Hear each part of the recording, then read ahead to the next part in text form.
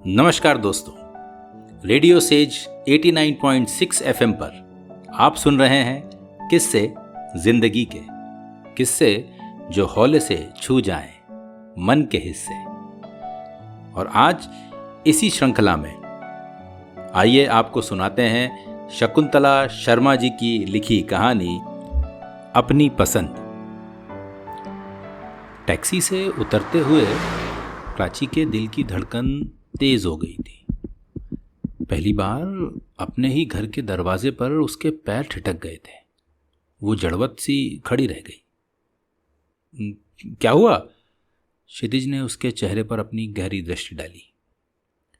डर लग रहा है, चलो लौट चलते हैं, माँ को फ़ोन पे खबर कर देंगे, जब उनका गुस्सा शांत हो जाएगा तब आकर मिल लेंगे। प्राची ने मुड़ने की कोशिश की। अरे ये क्या कर रही हो? ऐसा करने से तो माँ और भी नाराज़ होंगी।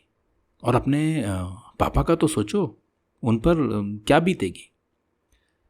ये कहकर क्षितिज ने आगे बढ़कर प्राची का हाथ पकड़ा और दरवाजे की ओर बढ़ चले। प्राची ने खुद को इतना असहाय कभी महसूस नहीं किया था। उसने क्षितिज की बात मानी ही क्यों? आधा जीवन तो कट ही गया था, शेष भी इसी तरह कट जाता।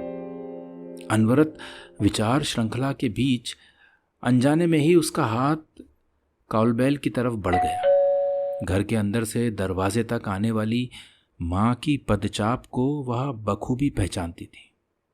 दरवाज़ा खुलते ही प्राची और क्षितिज माँ के कदमों में झुक गए, पर मीरा देवी, उसकी माँ, चौंक कर पीछे हट गई। ये क्या है प्राची? उन्होंने प्राची को गौर से देखा। उसका जरीदार सूट, गले में पड़ी फूल माला और मांग में लगे सिंदूर को देखते ही बोल पड़ी। माँ, मैंने क्षितिज से विवाह कर लिया है। मैंने मना किया था ना, पर जब तुम मेरी इच्छा के विरुद्ध विवाह कर ही चुकी हो तो यहां क्या लेने आई हो? मीरा देवी फुफकार उठी थी। क्या कह रही हो माँ? वीणा निधि राजा ने भी तो अपनी इच्छा से विवाह किया था। हाँ, पर तुम्हारी तरह विवाह करके आशीर्वाद लेने द्वार पर नहीं आ खड़े हुए थे वे। माँ, कोशिश तो मैंने भी की थी, पर आपने मेरी एक ना सुनी। हाँ, तो इसलिए तुमने अपनी मनमानी कर ली। विवाह ही करना था तो मुझसे कहती। अपनी जाति में क्या लड़कों की कमी थी? अरे इसने तो तुम्हें तुम्हारे मोटे वेतन के लिए विवाह किया है। जाओ, मैं तुम्हें श्राप देती हूं कि तुमने माँ का दिल दुखाया है। तुम कभी चैन से नहीं रहोगी। और ऐसा कहते ही माँ ऐसे बिलखने लगी जैसे घर में किसी की मृत्यु हो गई हो। माँ, बस इतना बोल प्राची अविश्वास से उनकी ओर ताकती रह गई। माँ के प्रति उसके मन में बड़ा आदर था। अपना वैवाहिक जीवन वो उनके श्राप के साथ शुरू करेगी, ऐसा तो उसने सपने में भी नहीं सोचा था। अनजाने ही उसकी आंखों से अश्रुधारा बह निकली। ठीक है माँ, एक बार पापा से मिलने, फिर चले जाएंगे। प्राची ने अंदर कदम बढ़ाया ही था कि मीरा देवी फिर भड़क उठी। कोई जरूरत नहीं है ये सब दिखावा करने की। विवाह करते समय नहीं सोचा अपने अपाहिज पिता के बारे में? तो अब ये सब रहने ही दो। मैं उनकी देखभाल करने में पूर्णतः सक्षम हूं। मुझे किसी की दया नहीं चाहिए। मीरा देवी ने प्राची का रास्ता रोक दिया। कौन है मीरा? अंदर से नीरज बाबू का स्वर उभरा था। मां, पिताजी से एक बार बात कर लेने दो।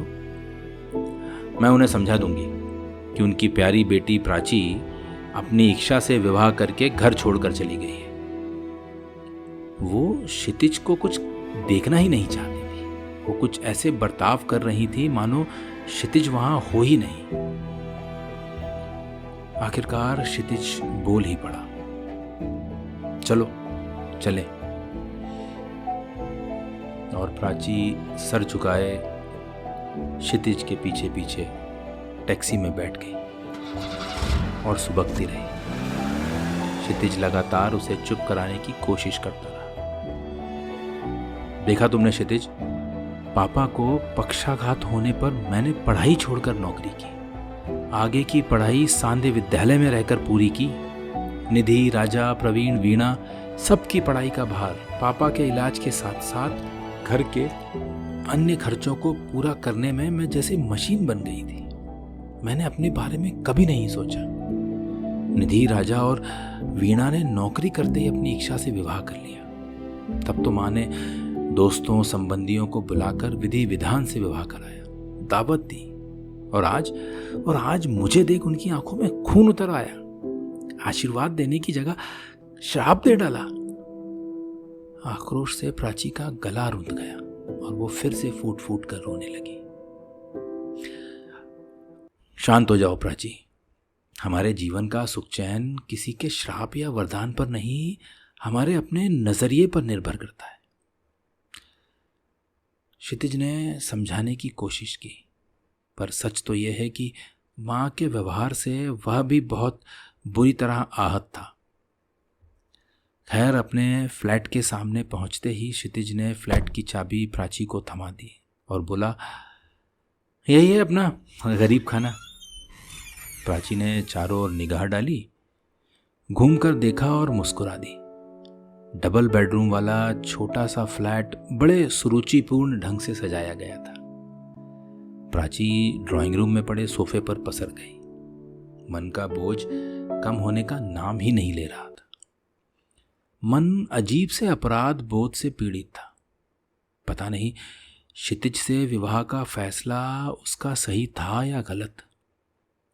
हर ओर उठते सवालों की बौछार से भयभीत होकर उसने आंखें मूंद ली तो पिछले कुछ समय की यादें उसके मन रूपी सागर तट से टकराने लगी थी और उसे याद आया अपना वो दिन जब तुम जियो हजारों साल, साल के दिन हो 50,000। उस दिन प्राची ने अपने जन्मदिन का केक काटकर मोमबत्ती बुझाई ही थी कि पूरा कमरा इस गीत की धुन से गूंज उठा। क्षितिज ने ऊपर लगा बड़ा सा गुब्बारा फोड़ दिया था।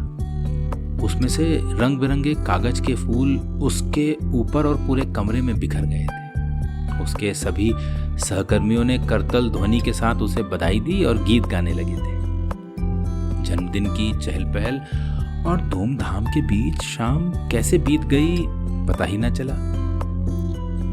अपने सहकर्मियों को उसने इसी बहाने आमंत्रित कर लिया था। उसकी बहन वीणा और निधि तथा भाई राजा और प्रवीण में से एक भी नहीं आया था।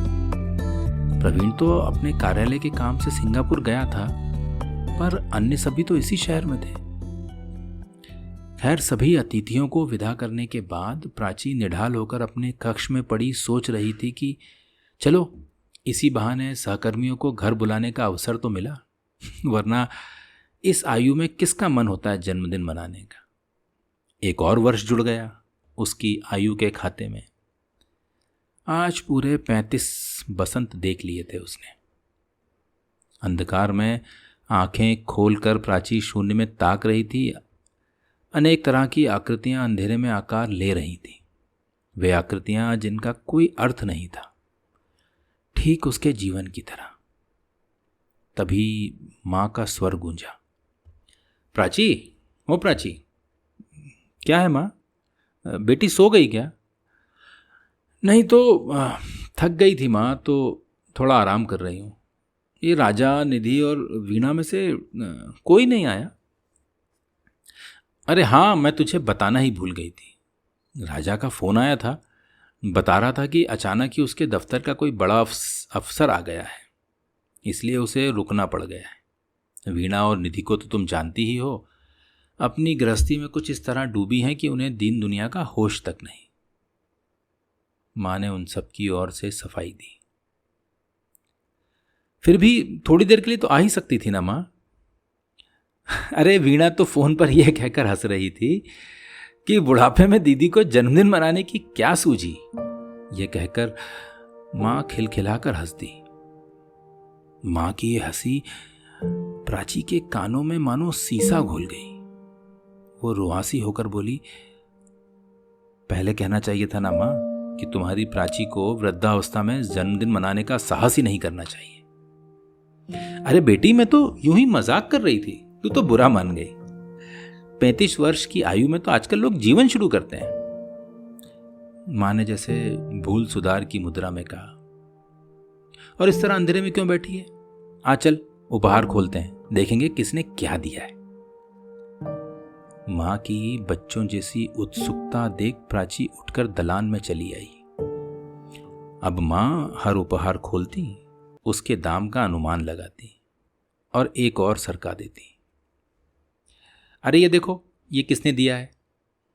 उन्होंने बॉल डांस करते हुए जोड़े का शोपीस निकाला और फिर व्यंग के लहजे में बोली, लो, लोगों को उपहार देने की भी अकल नहीं होती। अकेली लड़की को जोड़े का उपहार? भला ये भी क्या बात हुई?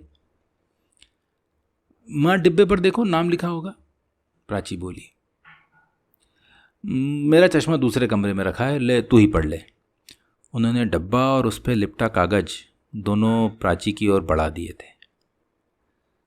क्षितिज गोखले, प्राची ने नाम पढ़ा और चुप रह गई। मां दूसरे उपहारों में व्यस्त थी। नाम के बाद एक वाक्य और लिखा हुआ था, प्यार के साथ संसार की सबसे खूबसूरत लड़की के लिए। अनजाने ही प्राची का चेहरा शर्म से लाल हो गया। अरे ये देख, कितना सुंदर बुके है, पर सच कहूं, बुके का पैसा व्यर्थ जाता है। कल तक फूल मुरझा जाएंगे, फिर फेंकने के अलावा होगा ही क्या इनका। मां, फूलों की अपनी भाषा होती है। कुछ देर के लिए ही सही, अपने सौंदर्य और सुगंध से सबको चमत्कृत करने के साथ ही जीवन की क्षणभंगुरता का उपदेश भी दे ही जाते हैं। प्राची मुस्कुराकर बोली, अरे तुम्हारे दार्शनिक विचार मेरे तो पल्ले पड़ते नहीं। चलो आराम करो, मुझे भी बड़ी थकान लग रही है।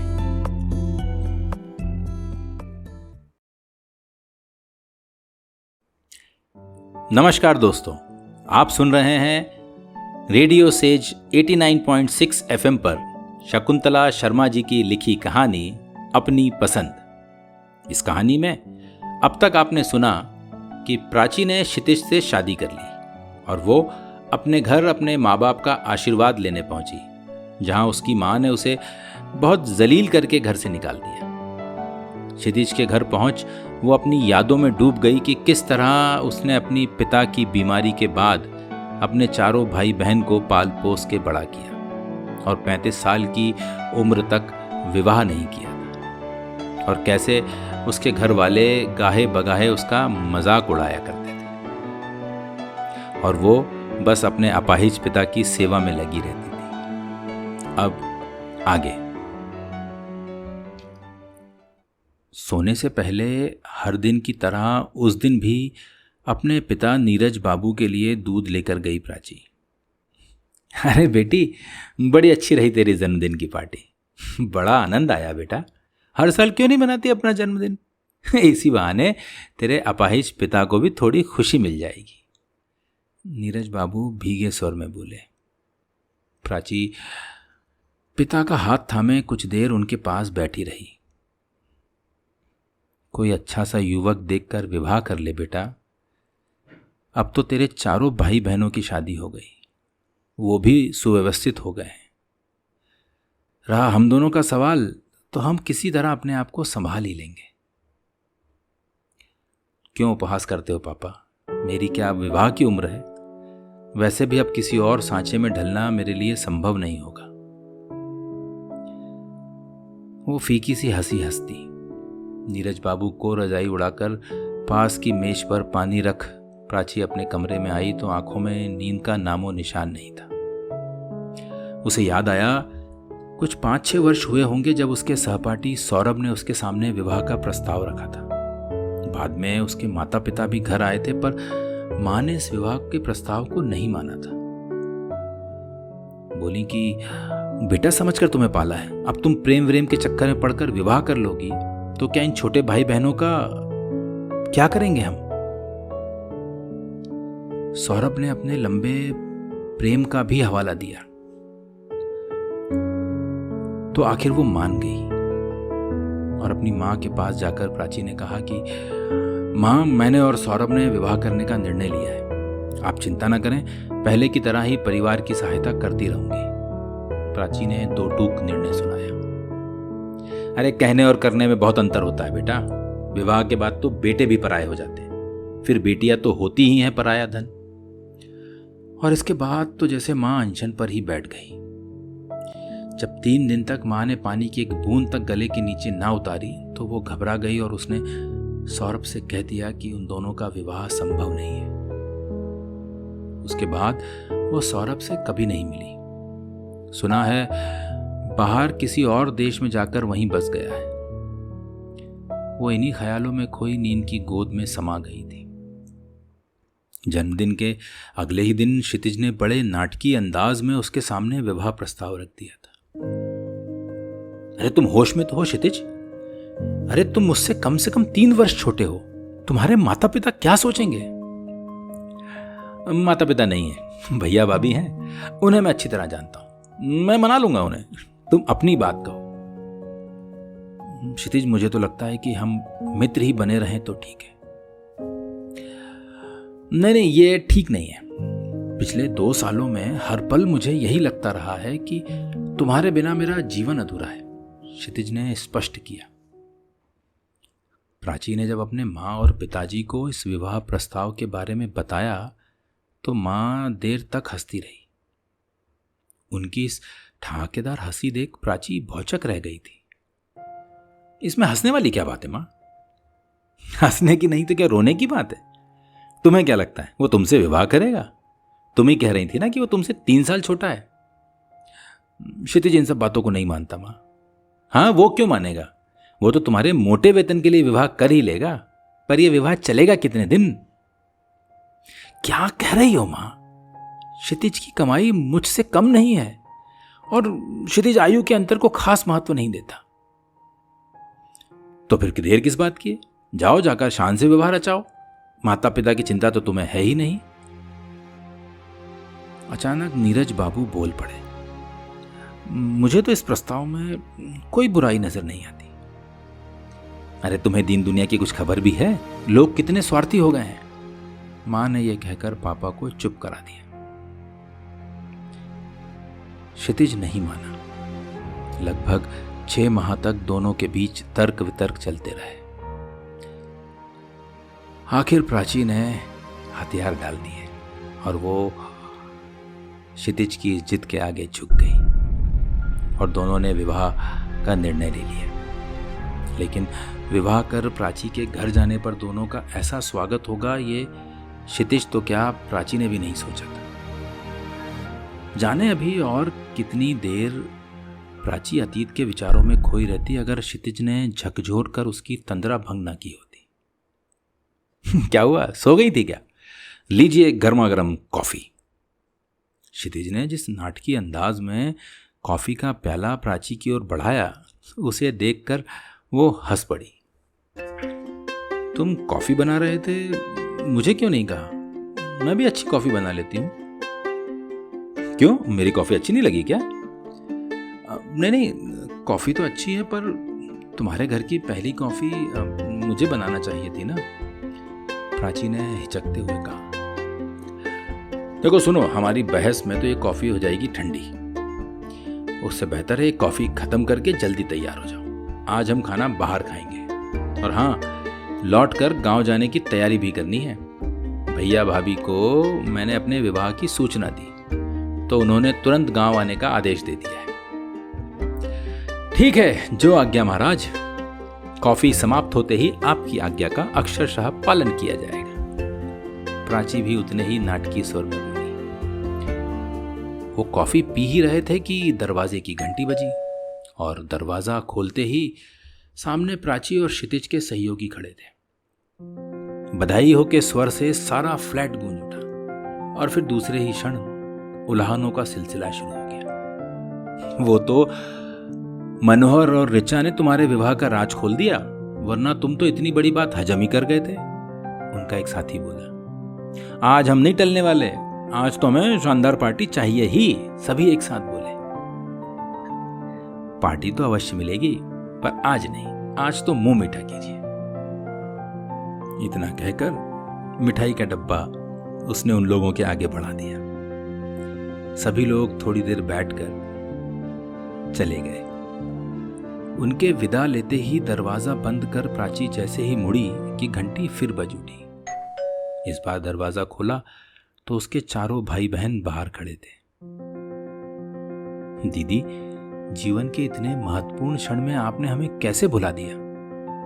प्रवीण साथ में लाए कुछ उपहार प्राची को थमाते हुए बोला।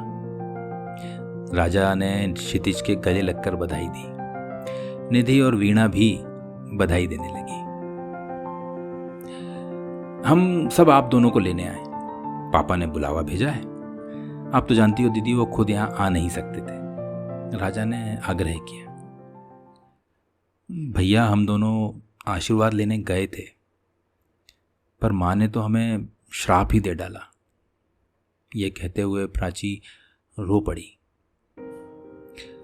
माँ का श्राप भी कभी फलीभूत होता है दीदी। माँ तो माँ होती है। उनके शब्दों पर मत जाओ। उनके मन में तो आपके लिए लबालब प्यार भरा है। चलो चलो, जल्दी तैयार हो जाओ। इतना कहकर वो दोनों बहनें प्राची को अंदर ले गई। और जब प्राची तैयार हो रही थी तो उसी कमरे में निधि और वीणा भी बैठी हुई थी।